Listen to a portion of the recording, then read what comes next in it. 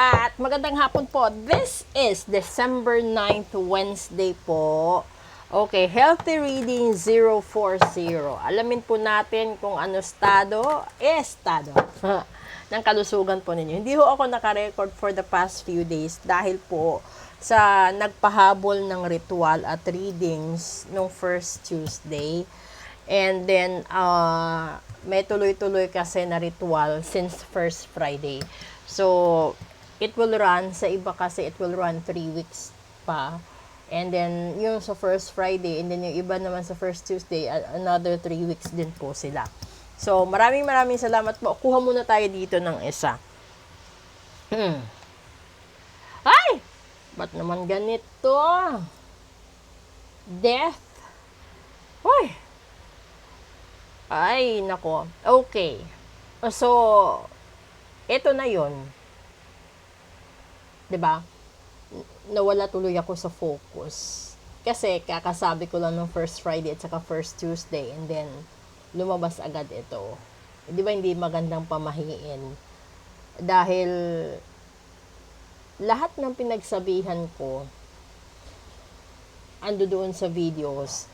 Yung iba binigyan ko na ng warning na mangyayari ito, 'di ba? And then hindi naniwala, hindi nakinig. Yung first Friday and then first Tuesday. Tapos yung death card number is 13. So posible it will happen from today and going sa 13 of this month. Yung death naman kasi kung ito'y sa buhay at may sakit ka, matitigi, matatapos yung buhay. Kung sa relasyon ito, matatapos din, magbe-break up yung relasyon. Kung ito naman ay patungkol naman sa mga pamilya, no, relasyon sa pamilya, relasyon sa kaibigan, matatauhan lahat ng tao na niloloko mo. Ganun yun. So, yung pinakamasakit lang kasi dito, yung matauhan ka, okay lang. Pero yung pinakamasakit dito is yung mawalan ka ng mahal sa buhay, iwanan ka ng pinakamamahal mo, malugi ka sa negosyo mo. Kasi, magkakaroon ng kasi this is also a symbol of rebirth. So, kung ito isang property, isang bahay, isang building, posibleng masusunog ito at patatayuan ng bago. Ito yung nakukuha ko na energy. Pero dahil nasa health reading segment tayo, ibig sabihin, yung sakit nyo, palala ng palala. Kung meron kayong barang, kulam, sumpa at gayuma, palala ng palala, leading to death. And then, ano pa ba?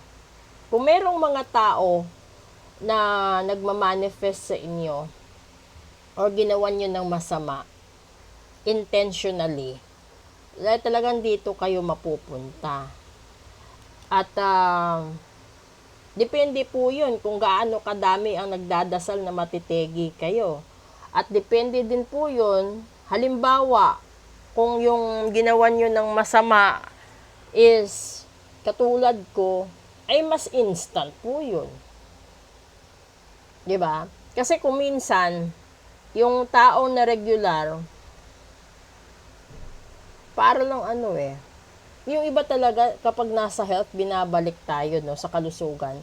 Kung meron kang iniindang karamdaman ilang taon nang nakalipas dahil sa barang sa kulam at sumpa or gayuma, tapos lumabas ito ngayon, delikado talaga.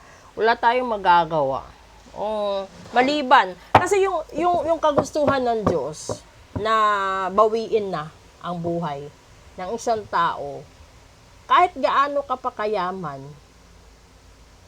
kung babawiin ka, kahit mag-abroad ka pa, doon ka magpagamot, kung mayaman ka, alam niyo yung punto na, kapag kagustuhan ng Diyos, nabawiin ka, mababawi ka. Kapag kagustuhan na naman ng Diyos, napatayin ka ngayon, buhayin ka bukas, Diyos lang din may gawa nun. Pero kapag pinatay ka ng tao o kapwa-tao mo, hindi na maganda yun. Pagpalagay natin, binarang ka dahil lang nag-agawan kayo sa lalaki, sa babae, binarang ka dahil sa pera, kinulam ka, sinumpa ka dahil lang sa relasyon, dahil sa kustudiya ng anak, sa properties, sa kaso, sa ano pa ba merong dahilan ng mga tao. Hindi naman po pwedeng sa inggit eh. Posible siguro sa inggit, pero hindi naman, minsan lang kasi nangyayari yung ganun. Mostly kasi gossips lang eh. Pero yung mga dahilan talaga na parang madali i-push ng demonyo, ito yung away pamilya, ito yung mga sagutan sa magkaibigan, alam niyo yung mga magkakabarkada, magkakarambol, ganun. So, maliban doon, ito yung nasisense ko ng mga problems that will lead to this card talaga, na magkakaroon ng katapusan, paghihiwalayan, pagbabago. At yung pagbabago na sinasabi, it's either from good to bad or bad going to a good person. Okay yun. Pero yung hindi okay, yung mga bagay talaga na hindi gawa ng Diyos. Kasi hindi naman maganda yun. Kung sa akin lang kasi, sa client ko may mga clients ako na comatose. Comatose sila dahil sa natural na sakit. Sinasabi ko na wala namang dapat ayusin sa spiritual na side dahil natural yun. Pero meron ding mga na-comatose dahil lang sa naengkanto, nakasagi ng engkanto, or minsan kasi, alam niyo yung kalaban, bumibisita sa bahay niyo, okay na okay pa kayo. And then few days, few weeks later, pabagsak ang kalusugan mo. Yung parang hindi mo na alam yung vibration sa loob ng bahay mo. Yan din kasi minsan ang dahilan kung bakit mas maganda na less visitors, less problems sa bahay. Kasi padami ng tao, padami din yung vibration. At hindi ka hindi nagpapa-cleansing ang bahay, hindi ka nagpapa-cleansing ng kagamitan, ari-arian, at hindi mo pinapa-cleansing ang buong pamilya mo, then it will sum up talaga na yung kalusugan mo magugupo. Dahil hindi naman lahat ng bumibisita sa iyo is good ang intention eh. Yung iba kasi bumibisita kasi tinitignan ko anong meron, anong bago, 'di ba? Alam niyo yung mga ugali ng naiinggit. Ito 'yun. So, mag-ingat kayo dahil this death card shows from today hanggang sa 13. So, kung meron kayong mga tao na sinaktan, no, may mga tao kayong hindi binayaran, may mga tao kayong hindi pinakinggan, ngayon isaalang-alang nyo. Dahil hindi ko rin talaga inaasahan na yan yung makukuha nating card ngayon. Pero siguro malakas talaga.